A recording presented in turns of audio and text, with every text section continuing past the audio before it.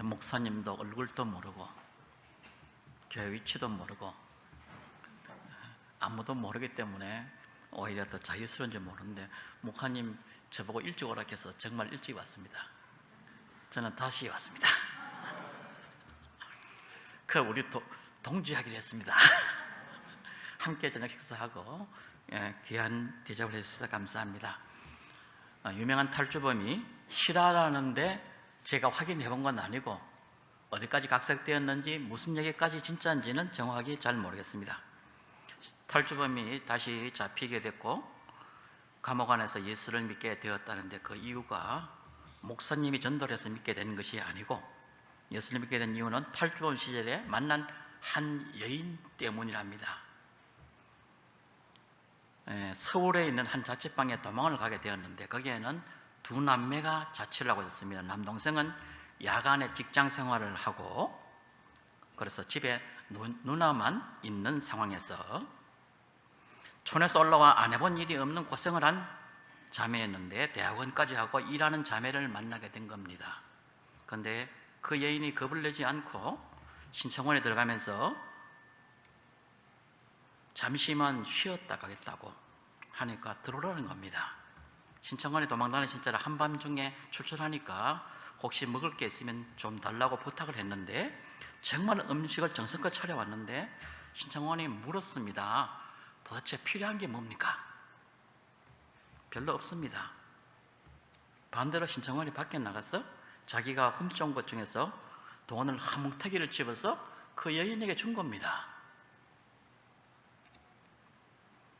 한 번도 구경해보지 못한 큰 돈을 주었습니다.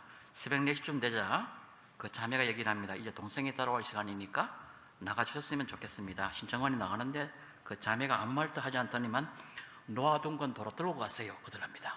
놓아둔 게 없는데 뭘 들고 가요? 방금 놓아둔 거 있잖아요. 뭐예요? 돈 뭉태기 들고 가라 그러랍니다. 하도 희한해서 물었답니다. 돈을 받을 것도 아닌데 왜 그렇게 음식을 열심히 차려주고 밖에 나갔을 때 신고했으면 내가 바로 잡혔을 텐데 신고도 하지 않고 들어왔는 건 모양인데 도대체 그 이유가 무엇인지 나에게 대답해 줄 수 있느냐고.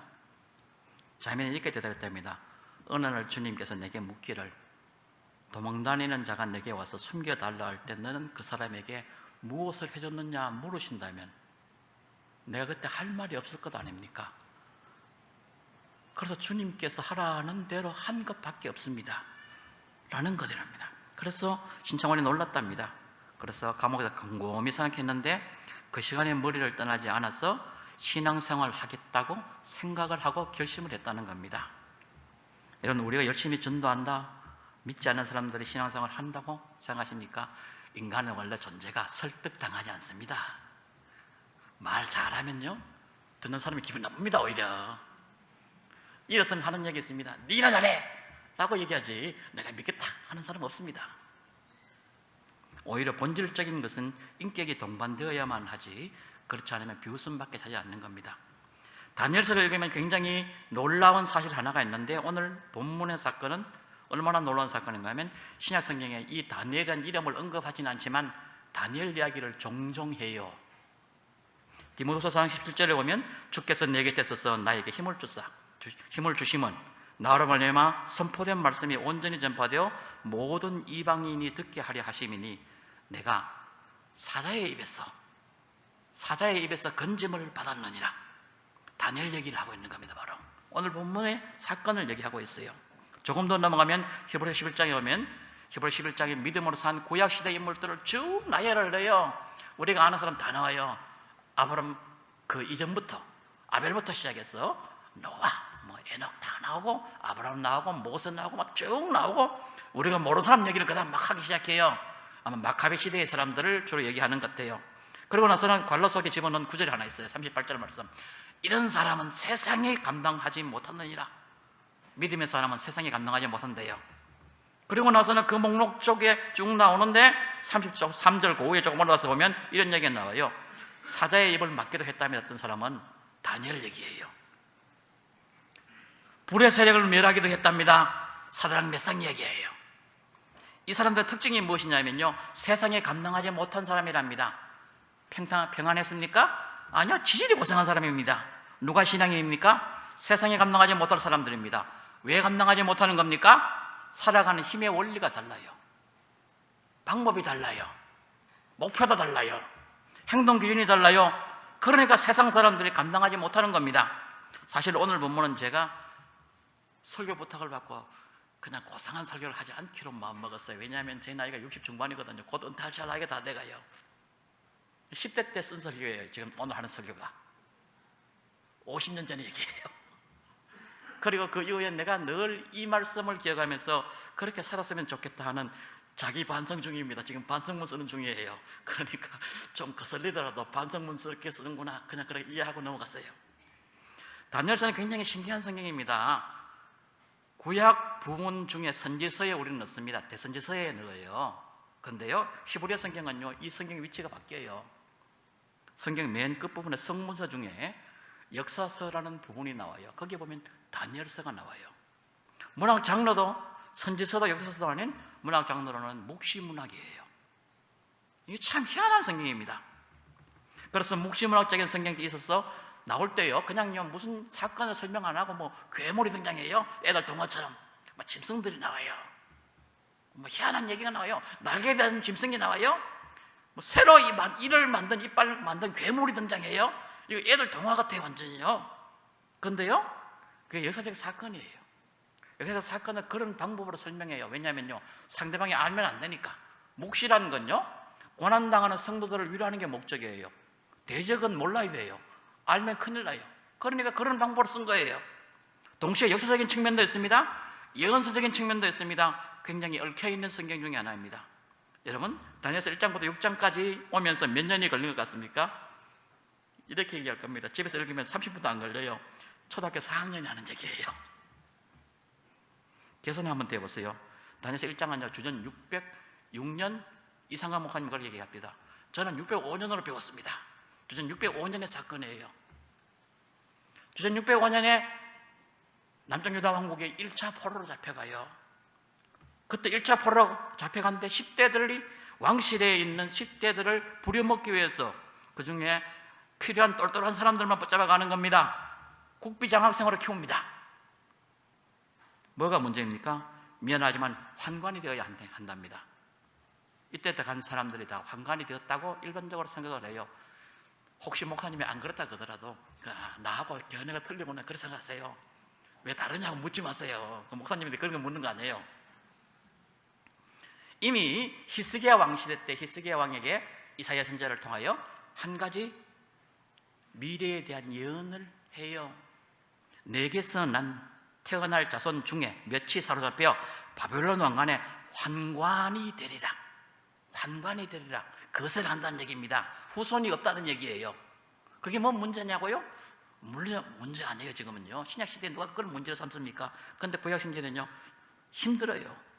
환관의 가장 큰 문제가 뭔지 압니까? 신명기 23장에 보면요, 환관은 여호와의 총회, 다시 말하면요, 예배 공동체에 못 가요. 예루살렘 성전에 못 들어가요. 고환이 상한 자나 음경이 잘린 자는 여호와의 총회에 들어오지 못하리라. 그 1절에 나와요. 그것도 맨 처음에 그 얘기가 나와. 여호와의 총회에 가는 사람, 우리말 하면 예배 시간에 아무나 들어오는 게 아니었다고요. 구약시대는요, 성불구자 못 가요. 심각해요. 그런데 이 사람이 이제 나라가 해방이 되어 돌아간다 하더라도 예배에도 참석 못하는 사람이 되는 거예요. 그런데 오늘 본문의 사건은 굉장히 심각한 사건인데 어떤 사건이냐면 무려 70년 후의 사건이에요. 1절 말씀 보십시다. 1절 말씀. 다리오가 자기의 뜻대로 고관 120명을 세워 전국을 통치하게 하고, 다리오가 자기 뜻대로, 다리오가 누굽니까? 5장 30절 말씀 보세요. 다리오가 누군지 나와요. 바벨론이 무너집니다. 바벨론 무너지는 날 이 장면을 이렇게 기록합니다.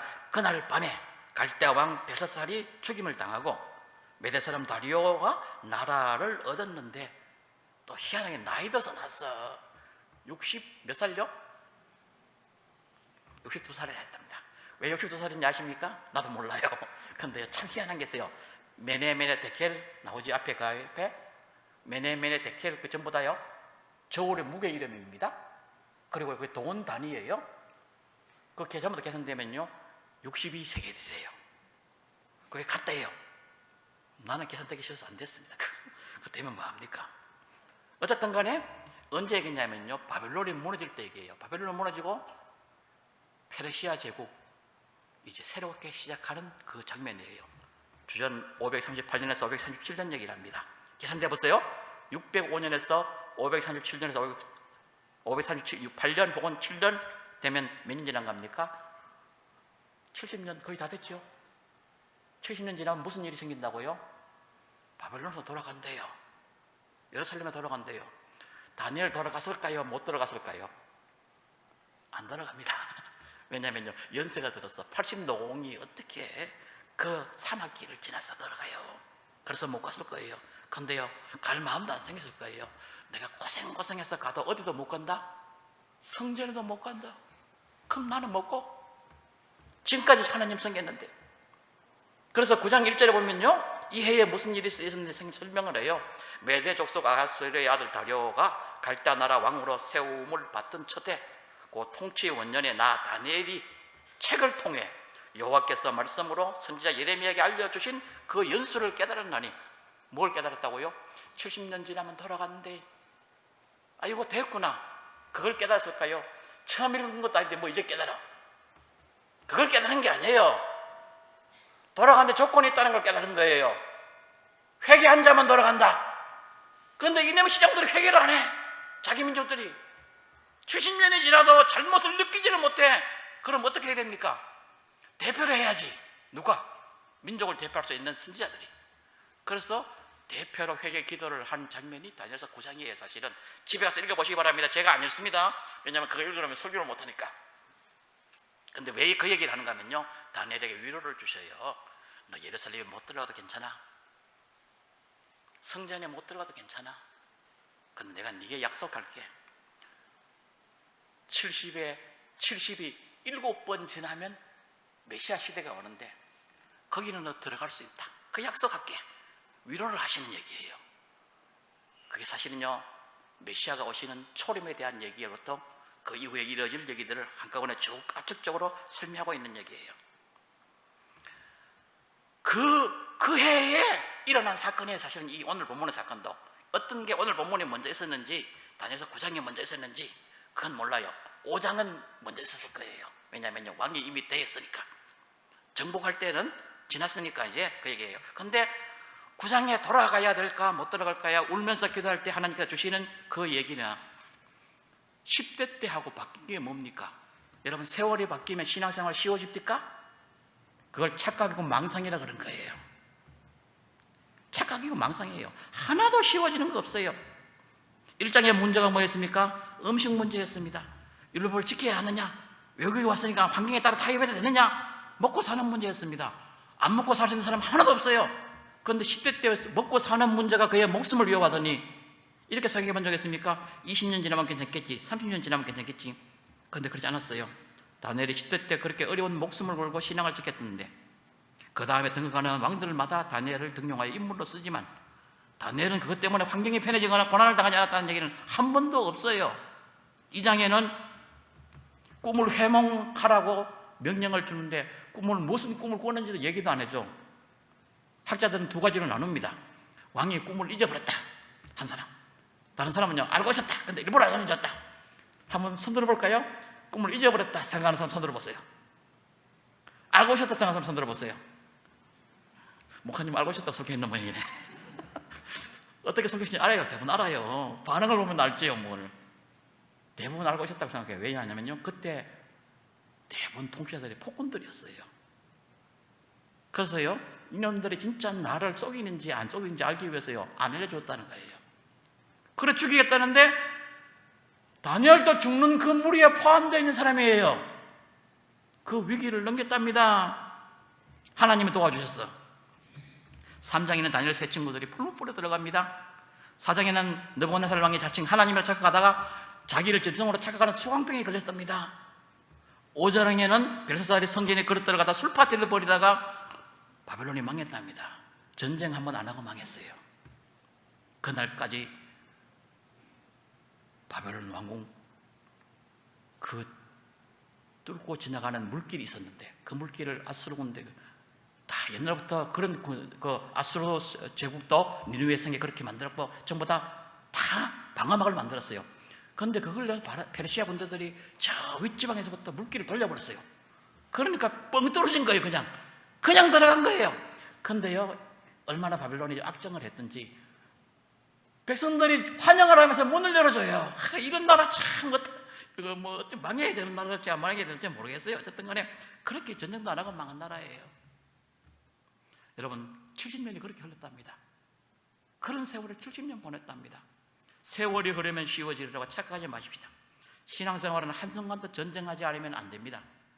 쉽게 보일 때 전쟁은 더 큽니다.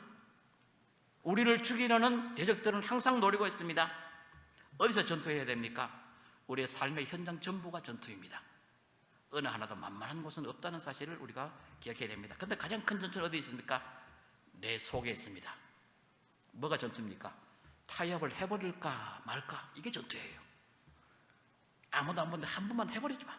그러면 출세할 수 있대. 계속 된대. 오늘은 10년만 쉬고 내가 10년 지나면 부모님 돌아가실 텐데 그때는 내 마음대로 하지 마. 내가 그때는 열심히 할게요. 우리 마음속엔 늘 전쟁이에요, 사실은요. 여러분, 문제는 어디 있습니까? 내가 흔들려서 문제입니다. 환경이 나빠서 문제가 아니에요. 내가 흔들리더라고요. 내가 타협하고 있더라고요. 여러분, 남 얘기하는 거 아니에요. 목소리도 똑같더라고요. 생활이 편해지면요, 안심하고 마음 놓고 생각해요. 돈 많이 생기면요, 엉뚱한 데 쓰고 있어요. 나도 모르게. 안 그러라고 그렇게 어릴 때 명세했는데 소용없더라고요. 혈을 깨부리면 뭐 합니까? 그때 그랬지. 환경은 사람을 변화시키더라고요. 그런데 문제는요, 어느 때나 마귀는 노리고 있다는 사실을 우리가 잊어버리고 있더라고요. 상황은 바뀌었지, 종류만 바뀌었을 뿐이지 상황이 종료된 적은 한 번도 없었습니다. 우리는 늘 싸워야만 합니다. 남과 싸우는 게 아니고 자신과 싸우는 겁니다. 전에는 왕이 죽인다고 하더니만 이제는 관리들이 시기해서 죽이려고 합니다. 오늘 본문을 그냥 읽으면 이해가 안 되는 본문입니다. 고대 습관을 이해해야만 보이는 본문입니다. 저 유대를 중심으로 저 동쪽 북쪽으로 나가면 메소포타미아 지방입니다. 남쪽 서쪽으로 나가면 이집트 지방입니다. 두 나라 다 왕을 신의 아들이라고 부릅니다. 그런데 의미가 다릅니다. 이집트는 신의 아들이라는 개념이 신이라는 개념이에요. 동등이라는 개념이에요. 그러니까 여러분, 아들이라는 개념이 동등이라는 개념도 있고 차등이라는 개념도 있어요. 이것 때문에 기독교 역사에 그렇게 큰 싸움을 한 거예요. 예수님이 하나님의 아들이라 그러니까 차등이라고 그래서 쌤이 가시라고. 진짜 하나님 하나요? 조금 못한 하나님인가? 그래서 이단된 사람들 많아요. 동등이라고 목숨 걸고 주장한 사람들도요, 수많은 어려움을 겪으면서 그 삼일째 교류가 생겨졌어요. 그런데 여러분, 재밌는 건요, 이집트는 동등의 개념이에요. 그래서 왕이 명령을 내렸습니다. 내가 지금 자고 일어나서 신하들이 한다 볼까요? 이게 내가 썩은 것 같아. 그러면 어제 한 말 취소다 그러면 취소할 수 있어요. 왜냐하면 신이니까 자신의 신이니까 변경 가능해요. 어제 도장을 찍어도 오늘 변경 취소다 그러면 끝이에요. 그런데 메소포타미아 지방은요, 신의 아들이라는 개념은요, 대리자라는 개념이지 동등이라는 개념이 아니에요. 그러니까 왕은 어제 내가 도장을 찍었으면요, 그건 신의 뜻이에요. 다음날 내가 쏘은 줄 알아도 변경을 못해요. 오늘 본문은 그런 상황이라는 얘기입니다. 그러니까 다니엘이 거기에 도장을 찍힌 줄 알고도 어떤 일을 했다면요, 그 찍힌 내용을 변경시키지 못해요. 지금 방금 설명한 얘기는요, 이 다니엘서를 읽을 때만 적용되는 얘기가 아닙니다. 엑소서를 읽을 때 똑같은 일이 적용되어요. 모르드게가 고난을 당하고 죽을 위기에 처했습니다. 하만이 내린 조서를 아하수에로 왕이 취소를 못합니다. 아십니까? 그날 되면 사람들은 유대인을 죽이러 공격할 거예요. 모르드게도 조서를 내렸습니다. 뭐를 조서 내려가? 지난번에 내린 조서 취소다. 그거 못해요. 왕도 취소를 못하는데 자기가 어떻게 취소를 해요? 그런데 명령을 하나 더 내렸어요. 한가하고 대항할 수 있다.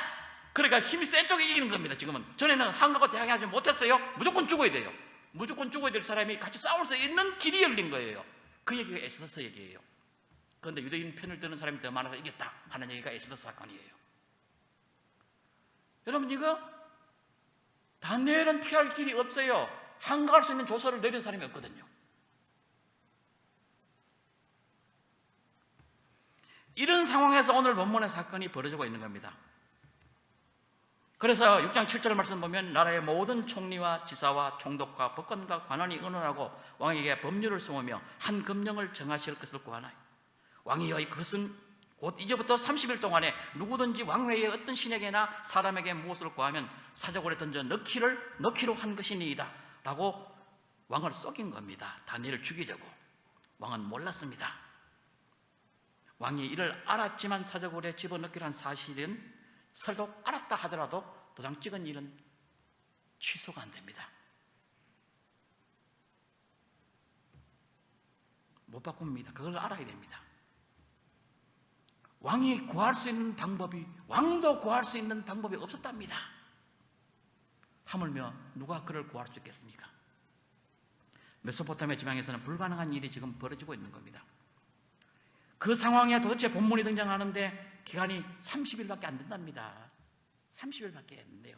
여러분 30일 동안 내가 교회에 나가면 죽는데 30일 동안만 안 나가면 자유롭게 신앙생활 할 수 있다 라고 누가 법적으로 나를 제약했다면 30일 동안 나오시겠습니까? 안 나오시겠습니까? 그 문제라고요. 지금요. 다니엘의 문제가 아니고 우리 문제라고요.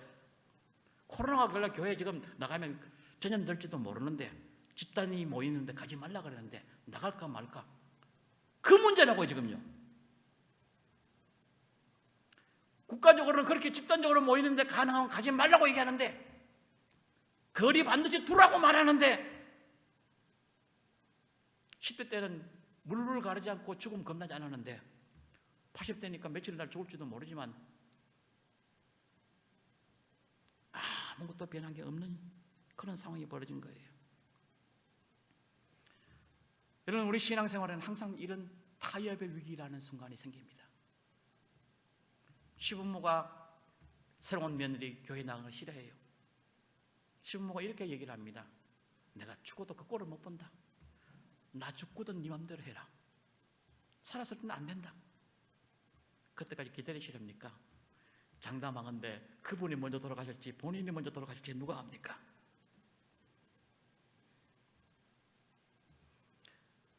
우리 신앙생활의 문제가 어디 있습니까? 예수 믿는지 안 믿는지 사람들을 모르게 숨기려고 합니다. 남 술 먹을 때 다 같이 먹습니다. 춤출 때 다 같이 춥니다. 놀러 갈 때 같이 갑니다. 그러다 주일날 성경 끼고 나온다고 교인입니까? 믿지 않는 사람들이 우리 보고 비웃어요. 그러면 저 사고라라고, 저 가짜라고. 그런데 뭐가 힘드냐면 첫 발 잘못 내디디면 굉장히 힘듭니다. 다니엘은 처음 포로로 갔을 때부터 분명히 했습니다. 난 너희하고 다르게 살아야 하는 사람이다. 너희 먹는 건 못 먹는다. 자기의 음식을 관리하는 사람에게, 자기를 책임지는 감독관에게 그 얘기를 보고합니다. 나 그 음식 먹지 않게 해주세요. 채소만 먹고 살게요. 그 사람은 못한답니다. 왜?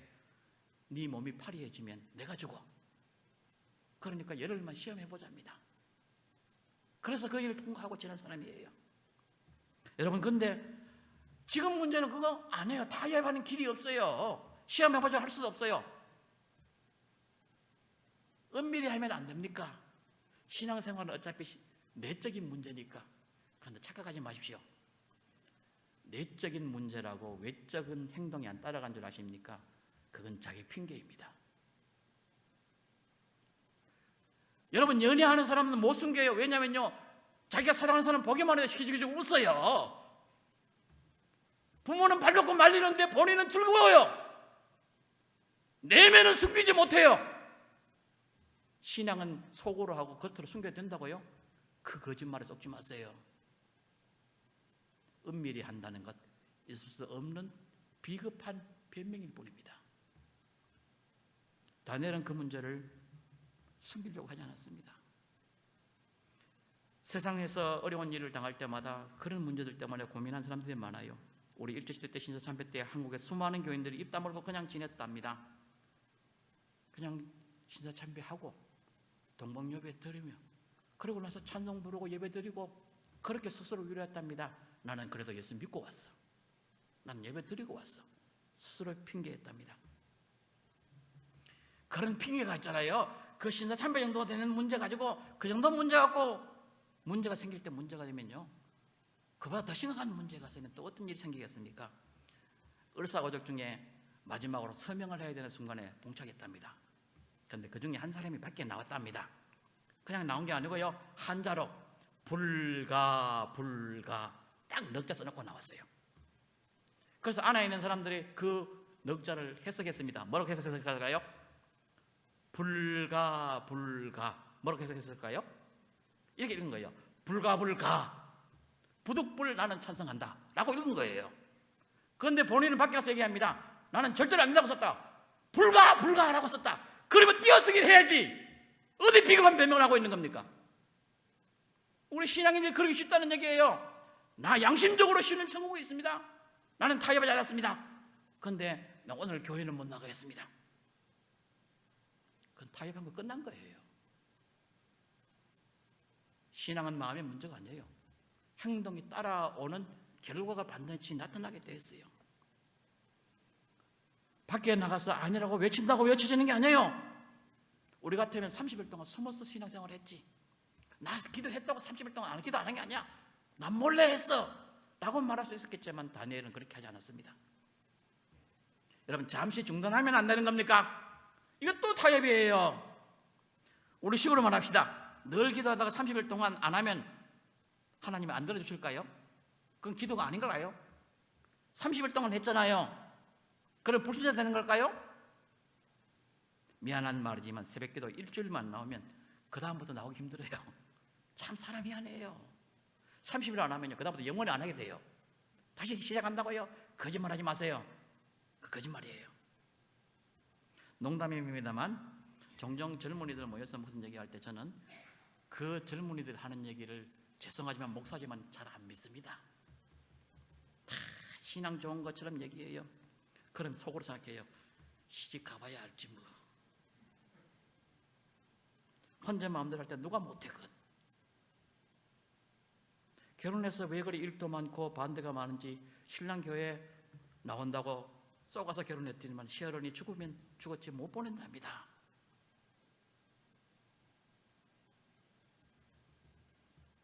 그때 뚫고 나올 자신이 있습니까? 그건요, 자신이 아니고 망언입니다. 그 자신 아니에요. 자신 가지고 해결되는 게 하나도 없더라고요. 젊은이들 신앙 좋다고 얘기해도요, 참 미안한 얘기입니다만은 다 그렇지는 않겠지요. 여러분들 자녀가 그렇다는 얘기는 아니에요. 군대 가보니까 참 충격적인 얘기인데요, 고참병들이요, 알코올 중독자들이 많더라고요. 근데 그놈의 새끼들이 이렇게 얘기한다고 용서하세요. 우리 집사람 제발 그렇게 얘기하지 말라고 얘기했는데 그것도 제 성질이 못돼가 그래 나옵니다. 그놈의 새끼들이 목사들 장로아들이더라고. 그게 목사들 장로아들은 알코올 중독자가 되어 있더라고요. 3년 지나면서. 그래서 휴가 갈 때는요, 집 싹 닦고 예수 잘 믿는 것처럼 흉내내서 갈 거 아닙니까? 그놈을 어떻게 믿어요? 청년회 때 청년회 회장도 하고 주일 낮 시간에 찬양대도 하고 주로 교사도 다 했을 겁니다. 어른들이 예수 잘 믿는다고 귀엽다고 다 칭찬도 했을 겁니다. 소용없는 짓이었어요. 소용없는 짓이었어요. 여러분, 중단하면 끝입니다. 부모들은 아이가 군대 가서 신앙생활 잘하는 줄 알지만 알코올 중독자가 된 줄 부모님이 어떻게 생각이나 했겠습니까? 목사님이 아시겠습니까? 장모님이 아시겠습니까? 아무도 몰라요. 여러분, 중단은 죽음입니다. 30일 짧은 기간으로 보이십니까? 엄청난 얘기입니다. 다니엘은 10대 때 그런 위기를 겪더니만 80노홍이 돼서 지금 그 위기를 겪는데도 그게 변하지 않았다는 겁니다. 도대체 뭐가 변하지 않았을까요? 지금 시간이 별로 없어서 빨리 지금 지나가겠습니다. 우리는 기도 드릴 수밖에 없어요. 주님, 변함없는 신앙인이 되게 해주세요. 처음 신앙보다 뜨거워지게 해주세요. 나만은 불변하게 해주세요. 절대로 타협하지 않게 해주세요. 제가 평생을 살아오면서 그 기도 늘 드렸지만 늘 부끄럽습니다. 나도 모르게 그러고 있거든요. 자꾸 게을러지고 있고 살만하니까 안 하고 있고 조금만 나아지면요, 나도 편하고 싶더라고요. 여러분, 예수 믿는 건 그렇게 쉬운 게 아니에요. 지금부터 우리가 10절 말씀을 계속 읽을 겁니다. 10절 말씀 같이 읽읍시다. 10절 말씀 같이 시작. 다니엘이 이 조서에 왕의 도장이 찍힌 것을 알고도 그만. 첫 번째 얘기는요, 알고도 변하지 맙시다. 고난에 있음을 알고도 변하지 맙시다. 미움을 받을 줄 알고도 변하지 맙시다. 죽음이 다가올 줄 알고도 변하지 맙시다. 여러분, 알면 용기가 사라져요. 공연이 덜덜 떨려. 소문만 들어도 떨리는데 알고 나면 더 떨려요. 왕의 조서에 도장이 찍혔대요. 왕이 찍었대요. 그 순간에 다니엘은 불변했더란 얘기입니다. 평양 감옥에 갇혀서 고생하던 그 유명한 주기철 목사님이 감옥에서 잠시 나와서 교회에서 설교를 하게 됩니다. 설교 제목이에요, 그냥 자기 얘기예요. 제목이에요, 오종목의 나의 기도예요. 그 설교하고 잡혀가서 다시는 못 나오고 돌아가셔요. 그런데 그 오종목의 나의 제목이나 나의 기도라는 제목은요, 그냥요 5가지 제목의 자기 기도 제목을 얘기한 거예요. 첫 번째 나의 늙으신 부모님을 부탁합니다. 우리 교회 성도들을 부탁합니다. 이런 얘기 좋아한대요. 맨 마지막에 하는 얘기가요, 이렇게 얘기가 나와요. 장기간의 고난을 견디게 하옵소서. 장기간의 고난을 견디게 하옵소서. 알고 당하는 것은 얼마나 힘든지 고난을 설명하면서 중간에 이런 대목이 나옵니다. 이런 얘기를 하셔요. 3064에 백제의 도미 부인이 이야기를 합니다. 도미 부인은 왕의 유혹도 거절하고 남편을 눈 빼고 섬에 유배를 보내버린 남편을 찾아가는 이야기를 주기철 목사님이 이렇게 설명을 하셔요. 도미 부인도 남편을 위하여 목숨을 걸었는데 내가 주님을 위하여 목숨을 걸지 못한다면 어찌 신앙인이라 말할 수 있겠습니까? 도미 부인보다 못하다면 내가 어찌 주님을 믿는다고 말할 수 있겠습니까? 라는 얘기예요. 알고 나니 더 무섭더랍니다. 그분은 이렇게 얘기해요. 하루 이틀 좋겠습니다. 일주일이라면, 아니 한 달이라면 견딜 수 있겠습니다. 2달, 3달 계속되는 고난은 견디기 힘들었습니다. 그 고난이 1년을 계속된다면 내가 어떻게 견딜 수 있겠습니까? 하나님, 장기간의 고난을 이기게 하옵소서. 여러분, 우리는 늘 고난 속에 살아가고 있는 사람이고 고난 속에 신앙이 변하면 안 되는 사람들이에요. 고난과 타협하지 마세요. 조금 두려울 수도 있어요. 조금 힘들 수도 있어요. 아파서 비명은 지를 수 있어요. 그런데 도망은 가지 맙시다. 울면서라도 뚫고 나가셔야 합니다. 그래야 신앙인입니다. 여러분, 어떤 사람이 아프지 않은 사람이 어디 있겠어요? 찌르면. 그거 두렵지 않은 사람이 어디 있겠어요? 초대교회 순교자들 얘기를 읽어보면요, 굉장히 슬픈 얘기들, 힘든 얘기들이 많아요. 그 중에 보면요, 16살 먹은 벨베초라는 갓 결혼한 첫 아이를 낳은 산모가 있었어요. 붙잡혀서 화양장에 끌려갑니다. 뒤에 시아버지가 어린아이를 붙잡고 울고 서 있습니다. 어린아이가 목 놓아 울고 있습니다. 그 아이를 그냥 놓아두고 화양장으로 가는 거예요.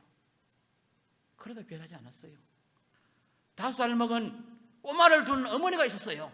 근데요, 이 어머니를 따라서 이 아이가 계속 따라가는 겁니다. 화양장까지 같이 따라간 거예요. 불타오르는 그 불길 속에 자식도 같이 뛰어든 거예요. 근데 자식이 엄마 치마를 뻗어놓고 외치는 거예요. 엄마 뜨거워 못 살겠어요. 얘야, 조금만 참아. 그러면 천국의 그 영광스러운 모습이 우리를 지켜준단다. 그리고 죽은 거예요. 여러분, 우리 고난에도 포기하면 안 됩니다. 신앙인은 고난과 타협하는 사람이 아니에요. 고난은 두려운 게 인생의 본질이고 본능적인 느낌이에요. 근데 비겁하게 도망가지 맙시다. 끝까지 변하지 않는 신앙이 되어야 됩니다. 다시 읽읍시다. 10절 말씀 같이 두 번째 같이 읽읍시다. 같이 시작. 이 조서에 왕의 도장이 찍힌 것을 알고도 자기 집에 돌아가서는 윗방에 올라가 예루살렘으로 향한 창문을 열고, 두 번째, 이제 됐습니다. 거기까지만 읽읍시다. 두 번째 할 얘기는 시간 없지만 빨리빨리 지나가면서 하겠습니다. 다른 사람의 눈을 의식하지 말고 변함없는 신앙이 되십시오. 비겁하게 숨으면 그때부터 진 거예요. 다니엘은 열린 문을 닫지도 않았어요. 그 자리를 피하지도 않았어요. 그 자리에 그 자리에서 그냥 한 거예요. 공개성이 변하지 않았어요. 1장에서 다니엘은 그 음식 못 먹겠다고 공개적으로 청원했습니다. 3장에서 다니엘의 세 친구도 공개적으로 신상에 절하지 않겠다고 말했습니다. 6장에서 다니엘은 공개적으로 열린 문을 그냥 열어놓고 그 신앙생활을 계속했던 겁니다. 사람의 눈을 의식하지 말고 변함없는 신앙이 되어야 합니다. 타협하면 안 됩니다. 공개적으로 주일날 교회에 오면서 다른 사람들 욕을 해도 다음부터 빼줍니다. 사람들이요. 내 교회 가야지 마. 욕하면서 빼줘요. 참 미안해요. 한 번 할 때 힘들 때 두 번부터 쉬워요.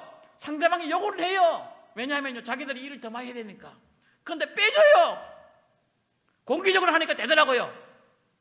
그걸 못하니까 신앙생활이 포기돼 버려요. 공개성이 변하지 않아야 됩니다. 주님은 이렇게 얘기했습니다. 누구든지 사람 앞에서 나를 시인하면, 그 다음 뭐라 그래요? 나도 하늘에 계신 내 아버지 앞에서 그를 안다 하고 시인해 주신답니다. 그런데 사람 앞에서 내가 모릅니다 하고 부인해버리면 나도 아버지 앞과 천사들 앞에서 나도 네 모른다 라고 말해버리신답니다. 여러분, 공개성을 잃어버리면 신앙인이 아닙니다. 불신자예요. 정신 차리십시오. 나는 마음으로 믿습니다. 거짓말이에요. 주님이 인정하지 않는데요. 공개성을 두려워하지 마십시오. 조금은 힘들어도 욕을 얻어먹으면서도 신앙생활을 할 수 있어요. 숨기지 마십시오. 세 번째 얘기를 하십시다. 자, 10절 말씀 같이 읽읍시다. 같이 시작. 왕의 도장이 찍힌 것을 알고도 자기 집에 돌아가서는 땅에 올라가 예루살렘을 향한 창문을 열고 전에 하던 대로 하루 3번씩 무릎을 꿇고 기도하며. 세 번째 얘기는 무릎을 꿇고 기도하며라는 단어예요. 분사구문이에요. 지속적인 얘기래요. 옛날부터 그렇게 해왔대요. 지금도 했대요. 그냥 유대인의 기도 풍습은요, 일어서서 손을 들고 고개를 아래 위로 흔들면서 하나님을 향하여 보면 하는 거예요. 아래 위로 흔드는 이유는 있어요. 왜냐면요, 딴 생각 안 하려고. 그래서 그게 유대인의 기도 모습이에요. 그런데요, 다니엘은 처음부터요, 줄곧 무릎을 꿇고 기도했대요. 왜냐하면 너무 급하면요, 무릎 꿇고 기도할 수밖에 없어요. 서서 어떻게 흔들고 뭐 언제 그렇게 해요? 그냥 무릎 꿇고 살려주세요 하고 비는 수밖에 없잖아요. 그래서 그 간절함이요, 늘 어렵기 때문에 변하지 않고 계속적으로 그 위협 속에도 그 일을 간절함에 변함없이 했다라는 얘기입니다.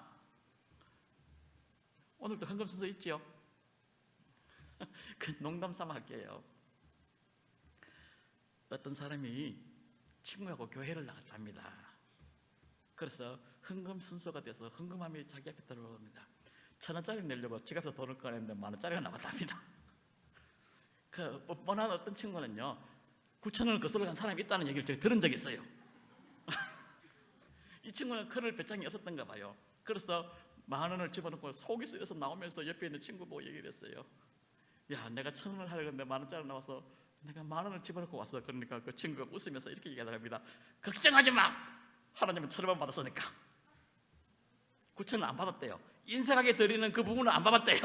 1,000원만 받으셨대요. 그러니까 9,000원은 날린 거예요. 헌금 드린 것도 아니고 그냥 날린 거예요. 여러분, 우리가 그렇게 되기 쉬워요. 간절함이 사라지면요, 형식만 남게 돼요. 그래서 간절함이 변하면 안 돼요. 1,000원짜리 10,000원짜리가 문제가 아니고 그것이 변함이 없었다는 얘기입니다. 자, 그 다음 다시 한번 읽읍시다. 10절 말씀 같이 시작.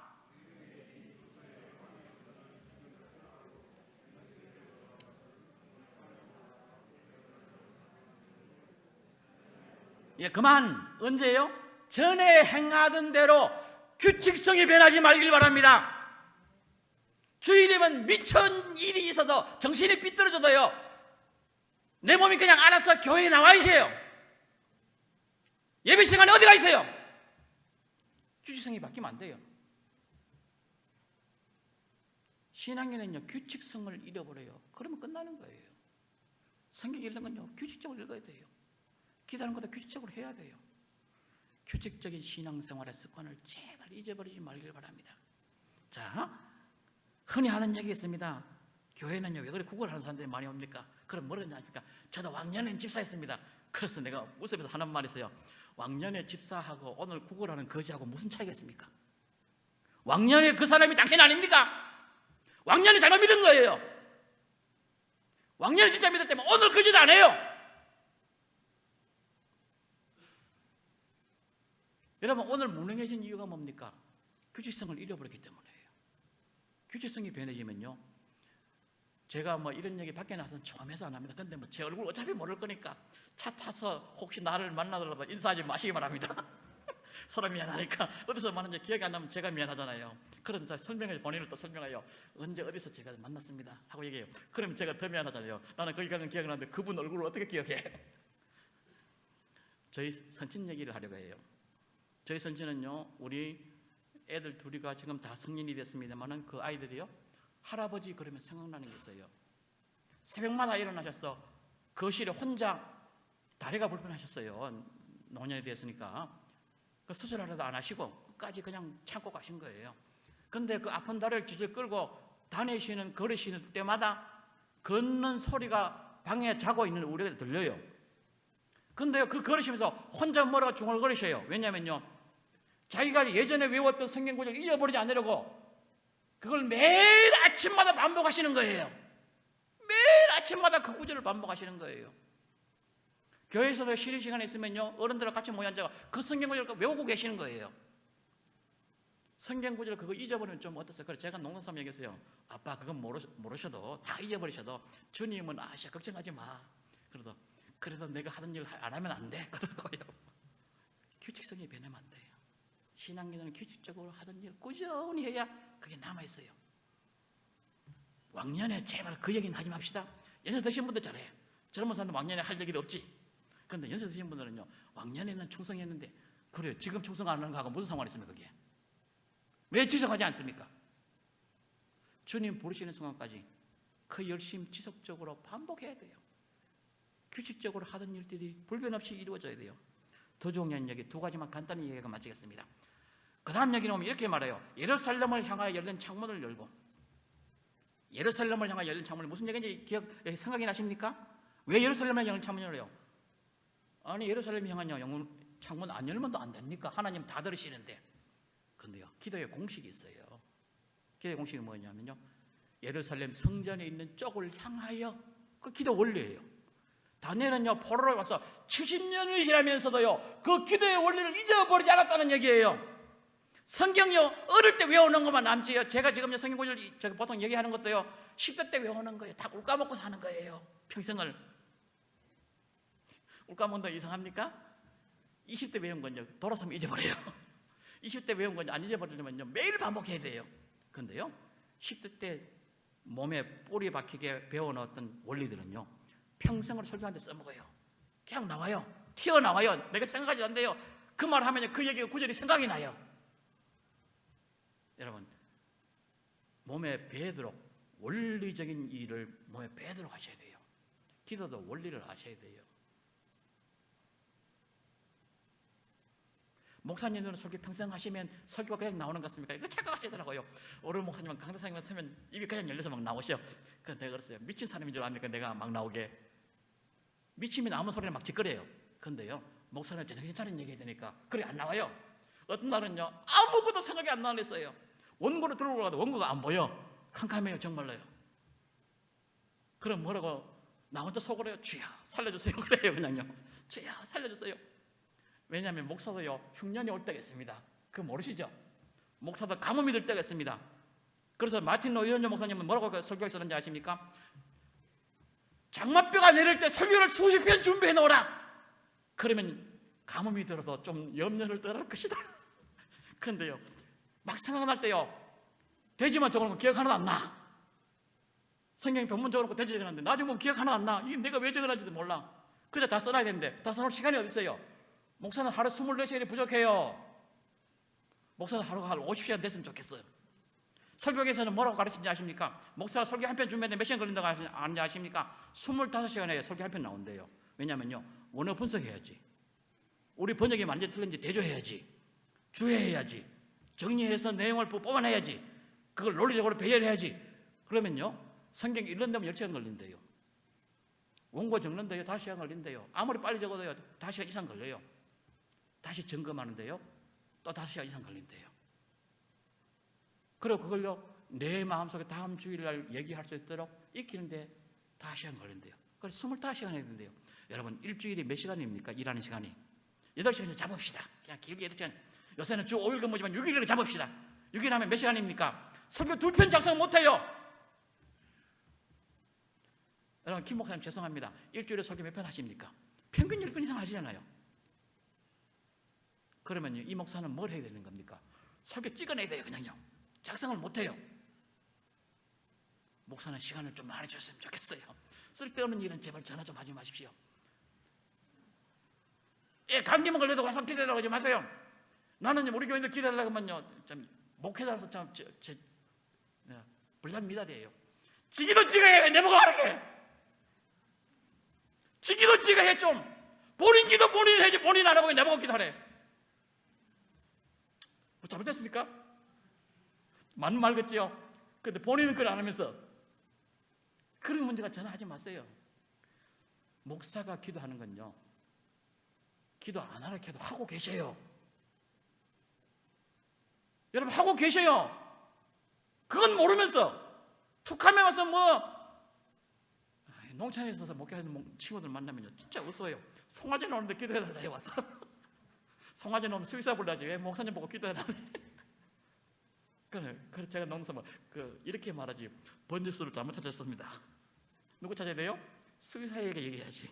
나보고 송아지 새끼 잘 놓는 건요, 하나님이 송아지 새끼 잘 나오도록 천성적으로 그렇게 송아지 엄마 소가 놓도록 만들어 놓으세요. 그래가지고 안 나오는 건 내 몫이 아니라고 생각하면 되지 뭐 그래 갖다 따져. 욕심 많아요. 진짜 중요한 건요, 신앙의 원리를 놓치지 말라는 거예요. 목사님 아무 해야 다 된다고요? 아니에요. 하나님도 안 해주시는 일이 있다고요. 욕심으로 구하면 안 줘요. 하나님이 안 하시는데 목사가 어떻게 해요? 여러분 목사는 맞는 게 아닙니다. 목사는 하나님의 메신저예요. 전달자예요. 하나님이 전달하지 않는 얘기를 어떻게 전달해요? 주시지 않는 얘기를 추가복음에서 만듭니까? 성경에도 안 나온 얘기를 가지고 얘기해. 목사가 추가복음을 만들어야 되는 겁니까? 그런 거짓말 하도록 목사를 만들지 마세요. 이미 자기는 답을 알아. 그거 하면 죄야. 그런데 목사님이 그거 해도 괜찮다 소리 그 소리 하기를 원하는 거예요. 목사를 범죄하도록 만들지 마세요.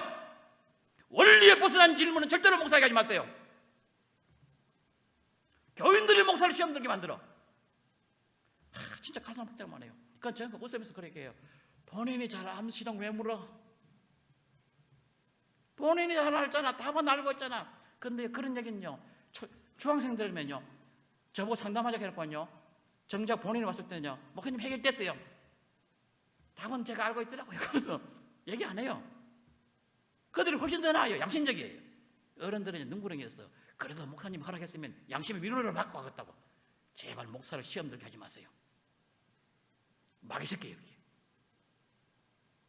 목사를 넘어지게 하는 건 교인들이에요. 교인들이 제 원리를 잘 지키면요, 목사들이 설교 준비를 잘 하셔서 다음 주에는 풍성한 양식을 공급받습니다. 그러면 힘이 생겨요. 그러면 교회가 바뀌어요. 목사 설교 준비할 시간 없으면요, 다음 시간에 거짓말해요. 억지로 짜다 보면요 쓸데없는 얘기가 나와요. 그러면 뭐라고 하는지 아십니까? 목사님이 설교 준비를 하는데 못하게 해놓고 왜 안 했다해? 못하게 했잖아. 이 교회는 안 그럴 줄 믿습니다. 그래서 잔소리 하고 가는 거예요. 행여나 그런 일이 생기거든요. 맞아, 원리적으로 내가 잘못하고 있어. 원리로 돌아가십시오.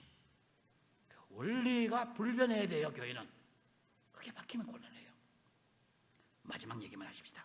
이건 진짜 중요한 얘기예요. 그런데 너무너무 재미있는 얘기고 은혜스러운 얘기예요. 이렇게 오늘 본문이 끝나요. 같이 읽읍시다. 같이 시작. 다니엘이 이 조서에 왕의 도장이 찍힌 것을 알고도 자기 집에 돌아가서는 윗방문에 올라가 예루살렘을 향한 창문을 열고 전에 하던 대로 하루 3번씩 무릎을 꿇고 기도하며 뭐라고요? 그의 하나님께 감사하였더라. 10대 때 나를 바벨론에 끌고 오신 그 하나님이 감사한 겁니까? 20대에 내가 죽을 고비를 넘기게 하신 것이 감사한 겁니까? 아니 70, 80 노홍이 돼서 사적으로 들어가게 된 것이 감사한 겁니까? 여러분, 하나님은 한 번도 실수한 적이 없다는 노래만 부르지 마시고 삶에서 고백하시라고요. 감사가 나와야 돼요. 하나님은 한 번도 실수한 적이 없습니다. 내가 보기에 틀린 것처럼 느껴지지만 하나님 하신 일은 다 의롭습니다. 왜냐하면 하나님이시니까 실수 안 해요. 내가 믿는 하나님이 실수하는 것이 시한 하나님입니까? 그러면 옛날에 때려치워야지. 왜 지금까지 믿고 계시는 겁니까? 다니엘은 그걸 믿는 사람이에요. 내가 이 위기를 겪어도, 내가 섬기는 그 하나님은, 내가 이 고통을 당해도 내가 섬기는 하나님은 감사해야 될 하나님이시다. 그것으로 이 기도를 끝냈어요. 여러분, 우리가 항상 감사함으로 인생을 해석할 수 있는 안목이 열리시길 바랍니다. 그게 변하면 안 돼요. 그게 변하면 뭐라 그런지 아십니까? 그거 시험 들었다 그런 거예요. 그게 시험 드는 거예요. 그러면 그 다음부터 목사님이 꺾어지는 게 보여요. 하는 얘기마다 다 삐뚤게 들려. 옆에 앉은 집사님 하는 행동이 그렇게 마음에 안 들어. 장로님 보기에 꼴보기 싫어. 기도도 안 나와. 아멘 하면 시험 든 거예요. 감사가 사라진 거예요. 그러면요, 신앙생활 아무것도 안 돼요. 다니엘은 죽음의 그 순간에도 그의 하나님께 감사하였더라. 여러분, 이 감사함의 변함이 없는 신앙인의 삶이 우리 삶의 일평생 지속되기를 부탁드립니다. 기도드립시다. 아버지 하나님, 다니엘처럼 우리 헌신을 다짐하는 전도요원들이 변함없는 신앙인들이 되게 하시고, 이 영안의 성도들이 영적 안식을 누리되 변함없는 신앙인으로 승리자로 영적 안식을 누리는 하나님 앞에 칭찬 듣는 자로 다 설 수 있도록 은혜를 더하여 주시옵소서. 예수님 이름으로 감사하며 기도드리옵나이다. 아멘.